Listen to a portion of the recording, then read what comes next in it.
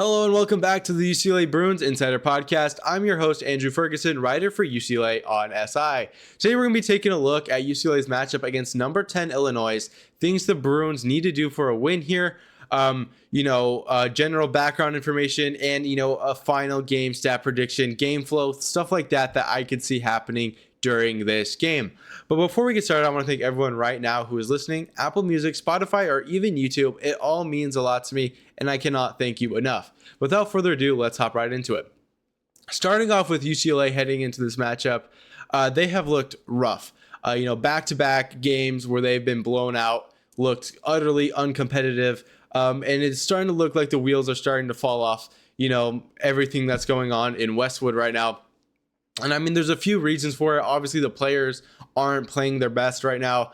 Mick Cronin struggled as a coach. Obviously, what's been on everyone's mind right now has been his actions against Steven Jamerson and then his post-game follow-up. He has really, struggled to be that head coach that UCLA thought they were getting. For example, against Michigan State, they went on an 18-0 run, and Mick Cronin could not adjust for that. And because of that run, the Bruins would, lose this game before, second half even started. I think there was like 9 minutes or 6 minutes left in the first half before UCLA was able to find the basket again. This lack of making crucial adjustments has really hurt UCLA. I mean, look at Michigan in contrast, right? It was a razor thin margin in the first half. UCLA was up 10 plus rebounds, and in the second half, the Bruins would score, 18 points. They looked terrible. Shots just were not falling. Michigan read them like a book. It was just, a coaching masterclass on Michigan's side, whereas UCLA is really struggling in that kind of way. But again, it's going to be a hard matchup, especially when you look at Illinois and what they've been able to do. Obviously, Illinois is ranked number 10, so they are a good team. Everyone knows that. Keaton Wagler has been amazing this season. But when you look at their last 4 games, they are 2-2. Both of their losses came in overtime against Michigan State and Wisconsin. Those games really hurt. That's why they're now 10th in the country, but still, they're obviously a good team because they were able to win back-to-back games following that against IU, or Indiana University, 71-51, and then again USC 101-65. So it's clear they are able to bounce back in a good way. And when you compare their last 2 games to UCLA's last 2 games, you see whose side the momentum is on. Obviously, UCLA got blown out in their last 2 games, and Illinois is blowing out teams in their last 2 games. Again, if you're UCLA, that is scary. That's not something you want to see. Illinois is 22-5 for a reason. They are a good basketball team, and they are going to be scary in March. I know this is a UCLA, podcast, but you still have to give Illinois flowers for their performances as of late. But looking over on UCLA's side, kind of things that they need to get going in this one, I think it's obvious that the offense really needs to be the focal point of UCLA's attack. UCLA's defense has looked lackluster, and at this point in the season, there's no hope for fixing it. Bad habits that were already made in November that are still here, fast forward to late February, they're obviously going to be there no matter what to end the season. From now until the tournament, nothing's going to really change defensively. More effort could be something that could be added. Obviously that helps, but still UCLA schemes, everything that they've been running has fallen flat against these big time teams, these elite Big Ten teams that UCLA just does not seem to be on the same level as. But with that being said, what does that mean to look better offensively? The Bruins have shot under 40% in their last 2 matchups against Michigan and Michigan State. Again, you're not going to win games if you're shooting under 40%.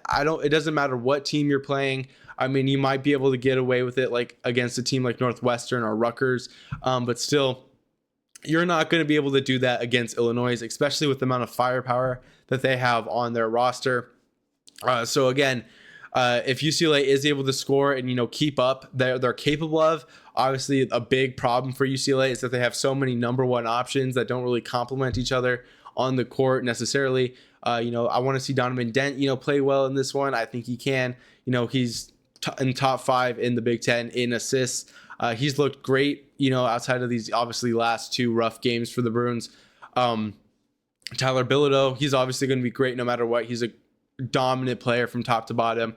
Although he did disappear in the second half of Michigan, that was just, better coaching and, figuring out how to limit Bilodeau much better.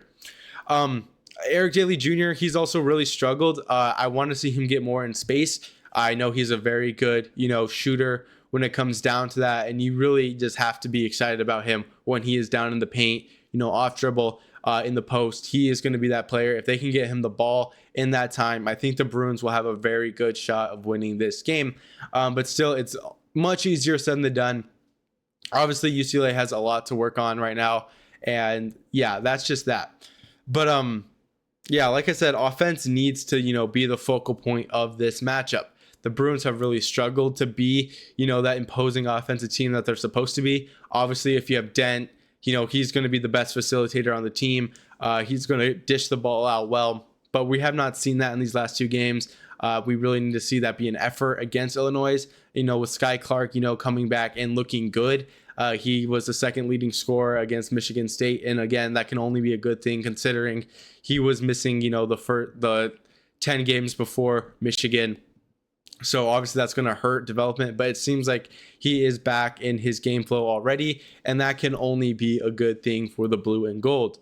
Now talking about game flow and matchups and like things that need to happen for UCLA, I want to be generous as possible, but I don't see a world where UCLA, wins this game.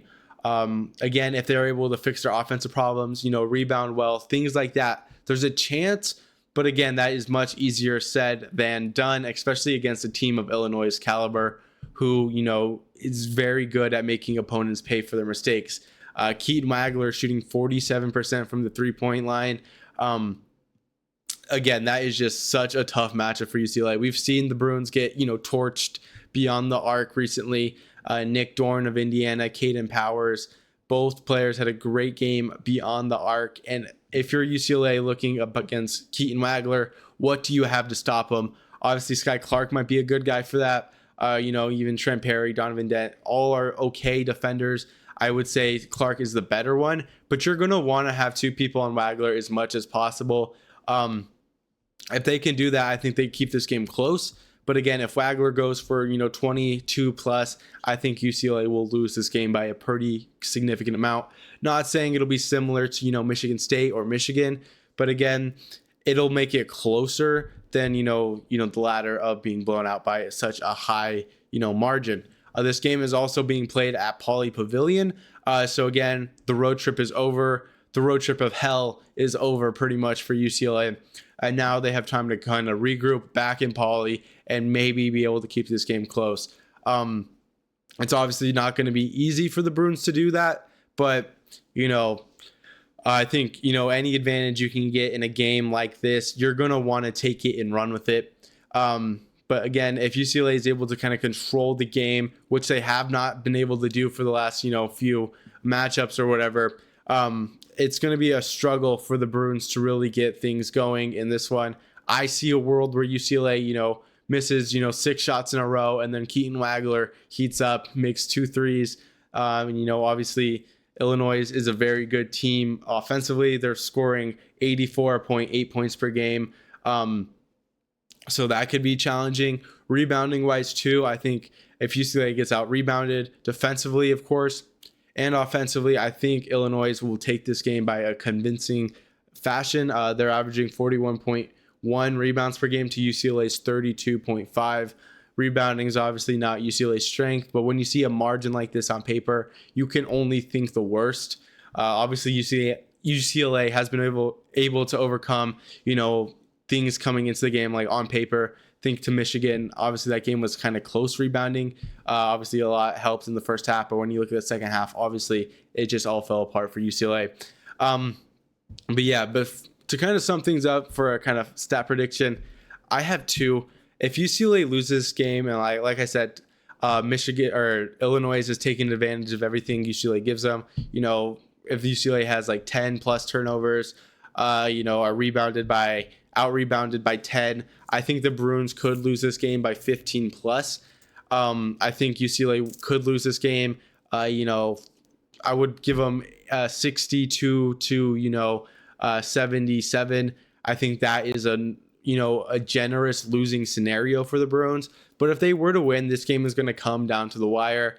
I think Illinois is not the best team in overtime. Obviously, in the last 4 games, their only 2 losses came in overtime. So if UCLA can keep this game close and take this game to overtime, I think they have a shot of taking this game outright. Again, I think if we're looking at that final a score prediction, I'm going to say UCLA wins. We'll call it 85-80. I think, the way Illinois is really kind of set up and how they play, I think it is harder for them to, get that momentum later in the game. And the thing that stopped UCLA from really winning against Indiana in their other overtime game of their season was the lack of depth. We saw Indiana torch UCLA in overtime and really take this game for themselves. If UCLA is able to, with that added depth, stay out of foul trouble and, stay consistent, I think the Bruins can hang, especially if they're hot. The Bruins are a great home team. So like I said, it's possible for the Bruins to, keep this game close enough. But for that to happen, we need to see good games from, Sky Clark, Donovan Dent, and Tyler Bilodeau, UCLA's big 3 really showing up in this game. And I would like to see, if Trent Perry is starting off the bench or, in the starting lineup, he needs to play consistent ball. This is not a jab at Perry, but because he has been a good player. But right now I could see Sky Clark starting above him. But if he does, every minute needs to count for Trent Perry. And overall, there cannot be any oversights on the roster whatsoever. Xavier Booker can't have a stinker. Eric Daly Jr. needs to be able to not stay relevant in this game, rebound well. If the Bruins can manage to do that, I think they have a great chance of taking this game in a very close fashion. Again, unlikely, but if UCLA is to do this, I think those things need to happen. Again, 85-80 at, the ceiling of UCLA's performance in this game. But that's all I have today. I hope you guys enjoyed this podcast. I'm your host, Andrew Ferguson, and as always, 4's up and have a good day.